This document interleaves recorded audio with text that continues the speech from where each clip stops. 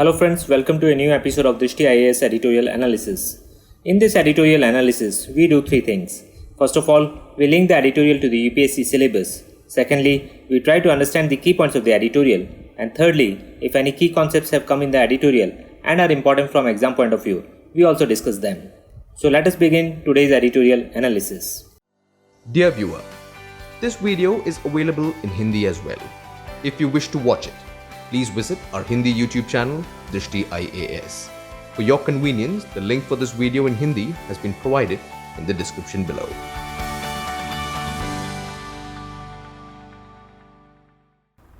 We have taken today's editorial from the Indian Express and it has come on 21st of September. The title of the editorial is Bully and Pulpit, and it says that the farm bills passed recently by Rajya Sabha, they bring in the much needed reforms in the agri sector, but by bulldozing opposition, government does disservice to both reform process and to parliamentary proceedings. Now let us look at its linkage with the syllabus. So we find that it links directly with GS paper 3, and under this it links with the storage, transport and marketing of agriculture produce and issues and related constraints. Also, it can be linked to the issues related to direct and indirect farm subsidies and minimum support prices. And it can also be linked with the food processing and related industries in India, scope and significance, as one of the bill also deals with contract farming. So after establishing the linkage with the syllabus, now let us look at the key points of the editorial. So before moving on to the key points of the editorial, let us try to understand in brief what the issue is all about.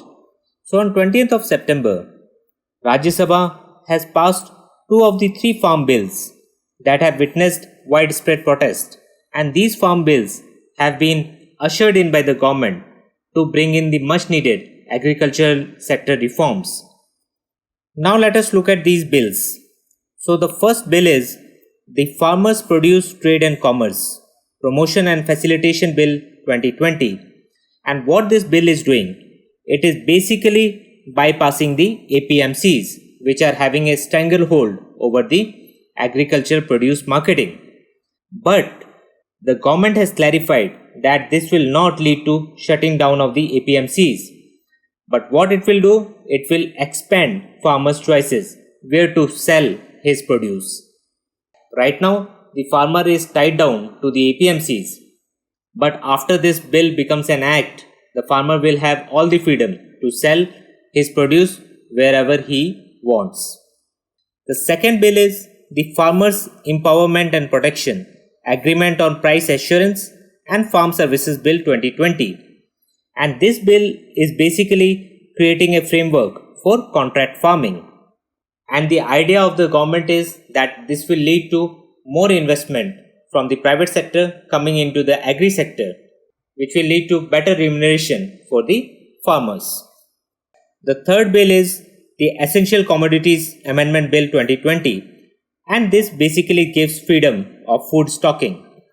The two bills that have been passed by Rajya Sabha on 20th of September are the Farmers Produce Trade and Commerce Promotion and Facilitation Bill 2020 and the Farmers Empowerment and Protection Agreement on Price Assurance and Farm Services Bill 2020.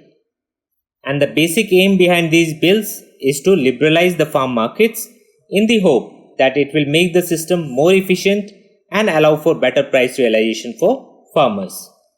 But there have been widespread opposition to these farm bills, and the opponents are saying that this bill is a ploy by the government to get away from its traditional role of being guarantor of minimum support prices, as MSPs work in the formally regulated APMC mandis only and not in private deals.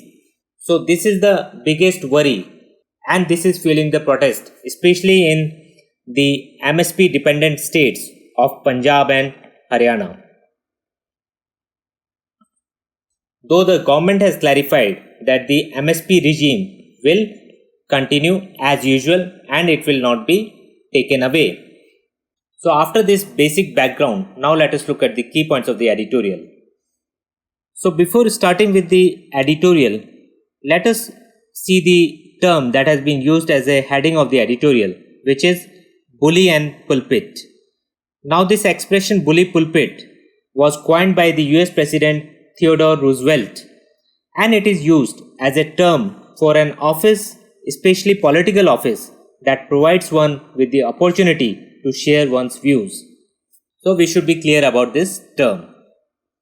Now, the editorial deals with the farm bills that have been brought in by the government, and they have been brought in with the aim of bringing in the much needed reforms in the agricultural sector.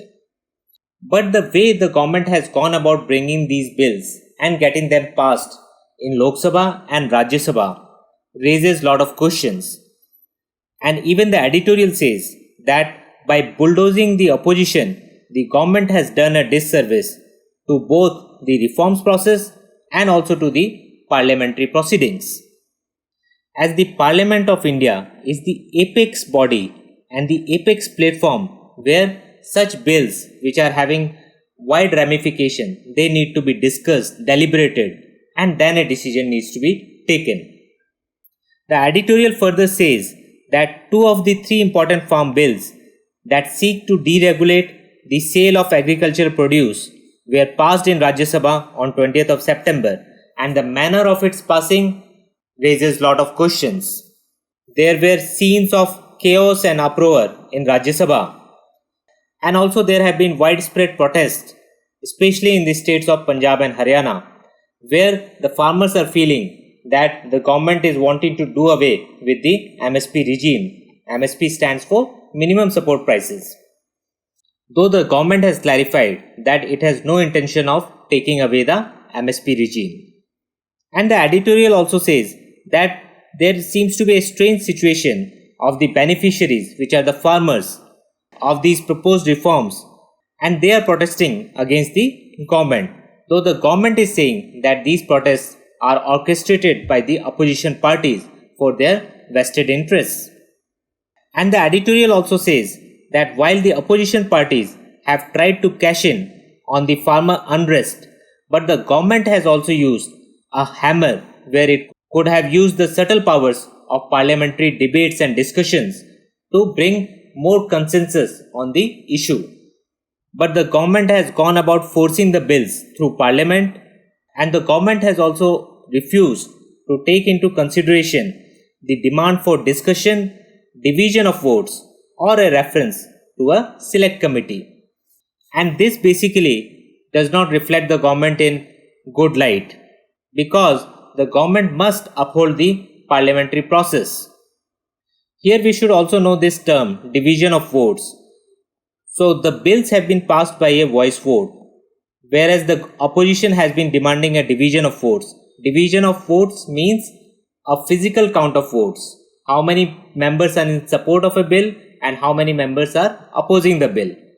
And this division of votes would have led to more clarity, but the government went ahead with a voice vote, and that has come for criticism. Also, we should know about the select committee. So, select committee means a committee which is made for a specific purpose, and it involves members of a single house. And once the committee goes through a bill and gives its recommendation on the bill, then the committee is dissolved. So the opposition has been demanding the constitution of a select committee to go through these bills and suggest changes and modifications, but the government did not agree to this demand. The editorial further says that in a constitutional democracy such as India, there must be a system of checks and balances. There should also be space for political opposition, and there should be respect for the minority, be it a community or be it the views which are in minority. And the onus for all this falls on the government of the day. And the editorial says that there must be an attempt to moderate the differences on various issues and forge a common ground on such issues. And the greater onus for all this falls on the government. Further, the editorial says that already due to the pandemic situation, the parliamentary schedules have been shortened, and if the government uses the time available to push bills without due discussions and deliberations, then Indian Parliament will become a mere clearinghouse of bills which it should not be. The role of the parliament is to hold the government accountable, and this role should not be diluted. And for this, there needs to be discussion and debates on all important issues facing the country, especially such bills which will impact the farm sector.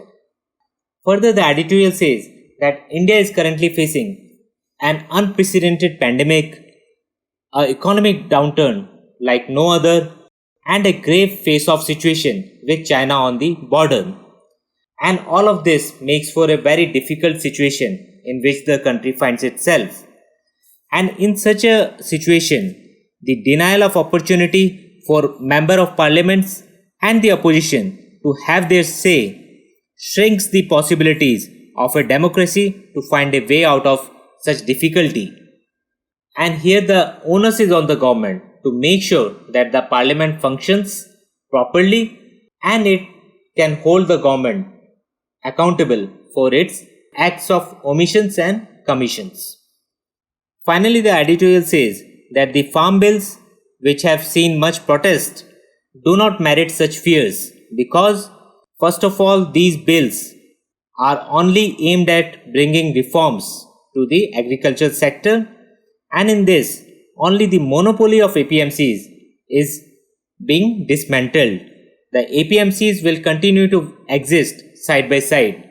Secondly, the MSP regime will continue as before, and this has been clarified by the Prime Minister himself. Also, the government will continue to be the top procurer of agri-produce as it is.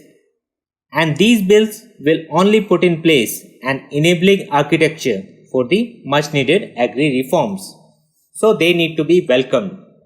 But the misgivings of the opposition and of the protesters, that needs to be addressed by the government. And for this, a clear communication needs to be done by the government. And at the same time, the government must also show that it is not just willing to communicate, but also willing to listen to voices of the opposition. This is very important for India to remain a functioning democracy. So this was all in the key points of the editorial. Now let us look at some key concepts. So in key concepts, let us look at the 3 farm bills which have been introduced by the government. So the first one is the Farmers Produce Trade and Commerce Promotion and Facilitation Bill of 2020. And this bill basically seeks to give freedom to farmers to sell their produce outside of the notified APMC market yards or mandis as they are known. And the aim is to basically facilitate remunerative prices through competitive alternative trading channels. Also, the farmers will not be charged any cess or levy for sale of their produce under this act. When the farmers sell through APMCs, they also have to pay a cess or levy which is levied by the APMC. So there will be some benefits for the farmers. It will open more choices for the farmers, reduce the marketing cost and help them to get better prices. The second bill is the Farmers Empowerment and Protection Agreement of Price Assurance and Farm Services Bill 2020. And this basically seeks to give farmers the right to enter into a contract with agribusiness firms, processors, wholesalers, exporters or large retailers for the sale of future farming produce at a pre-agreed price. So this is basically enabling contract farming, and it basically seeks to transfer the risk of market unpredictability from farmers to sponsors. And it will also allow farmers access to modern technology and better inputs and boost farmer income by reducing the cost of marketing. The third bill is the Essential Commodities Amendment Bill 2020, and this seeks to remove commodities like cereals, pulses, oilseeds, onions and potatoes from the list of essential commodities, and it will also do away with the imposition of stock holding limits on such items except under extraordinary circumstances like war, famine, extraordinary price increase and natural calamities. And this is aimed at attracting private investment or FDI into the farm sector as well as bringing price stability. So after this, now let us look at the kind of questions that can be asked in prelims and mains. So in prelims, the questions can be asked on the 3 farm bills and their key provisions. So we should be clear about that. Question can also be asked about the APMCs and their role. One should also be clear about contract farming. And a question can also be asked about the joint committee and select committee. So joint committee has members from both the houses, whereas select committee will have members from only a single house. In mains, the question can be asked about the role of APMCs and the agriculture reforms that have been brought by the government, how it will impact the role of APMCs, and what will be the benefits and the downsides, if any. Another question can be asked about the role of opposition in democracy, especially in the context of how the bills have been passed in the Rajya Sabha, where the government did not allow opposition to have a say, while the opposition was also guilty of not adhering to the decorum of the house. So question can be asked on that as well. So this was all in today's editorial analysis. We'll see you next time with another editorial. Thank you.